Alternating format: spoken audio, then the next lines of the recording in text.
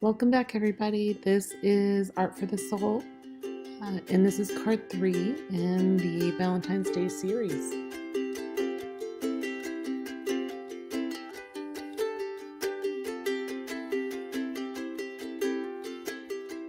So I'm using the black cardstock that was included in the Simon Says kit from February. It was an 8.5 by 11, and I cut it in half and scored it down the center. I had some Nina Solar white cardstock on hand, and that's what I'm using here. I'm going to use this die, and the die's from Honeybee. It's stitched frames. You could choose not to use the frame and just cut the card to the same size, which I have 2 3/4 by 1 1/4. So that's what, after cutting it out, it will be. You're going to see some slipping and sliding here as I put it through the machine. I forgot that I had it on the mat. It eventually goes through, but it was kind of a bit of a hot mess. So the cool thing about this, I love the stitch look. I know a lot of people don't like it. Some people do like it. So it's really up to you, whatever you want to do. Then I'm taking from the stamp kit, there's a little heart. I'm going to go ahead and use this one, and it's going to be the only stamp that I use other than the saying on the entire card. And so you can see here, I'm just going to put hearts. I'm using black ink. I'm using Hero Black ink. I'm going to use Copic markers. So you want to use something that's going to be Copic or alcohol ink friendly if that's what you're going to use. Kind of make random patterns throughout the card. I'm going to speed this up in a minute here just to kind of move through to the next step.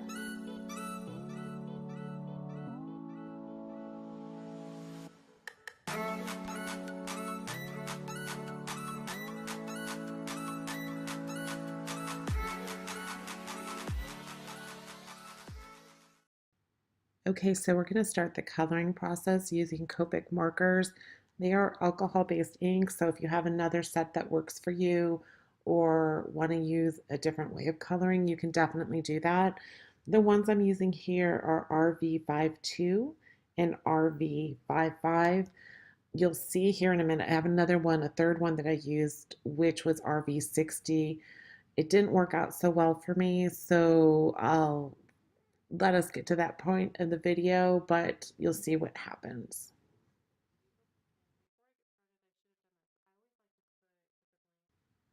So you'll see I'll use the lightest color first, which is the RV52. I've colored it in, and then I go to a second heart on here, but keep in mind you don't want to go too far ahead. The reason that alcohol works is that you don't want it to evaporate too much. You want to be able to blend it. So I go in with my second color, which is RV55, and just kind of go into the spots around the edges of the heart. So I'll do that, and I kind of go in pretty light-handed.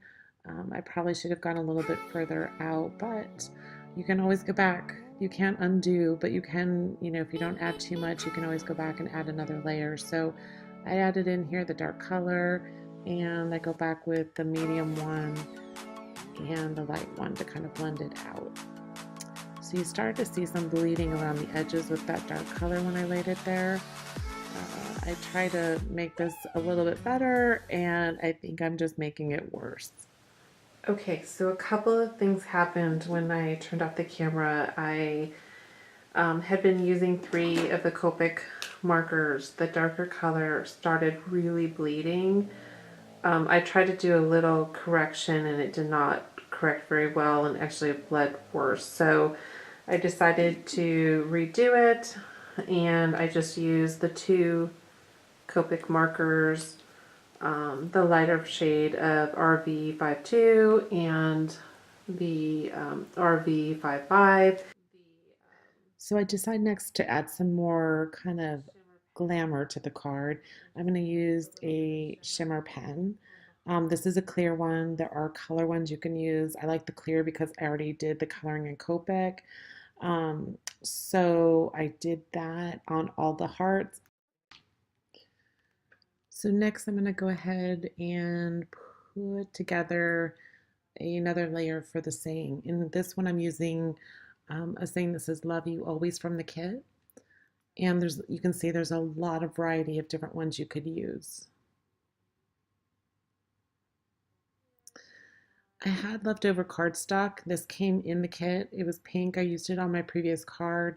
So what I decided to do was use an oval die just to give it a different kind of dimension. It is a stitched oval die set from Cottage Cutz.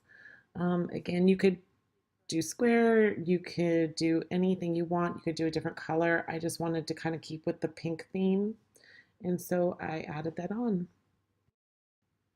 I decided to emboss the saying onto the pink card. So you saw me using a static remover, which is awesome. So I went ahead and did that. And I'm going to use Versamark ink.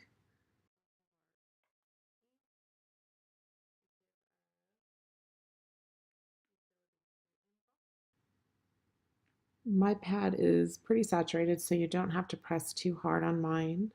Um, and I'm just going to go ahead and line this up and give it a press down. You want to press it so obviously enough of the ink is on there, but you don't want to over press it because it'll smudge your saying. It's the worst thing you can do for a saying, and I've done it so many times. So I give it a good press and peel it off.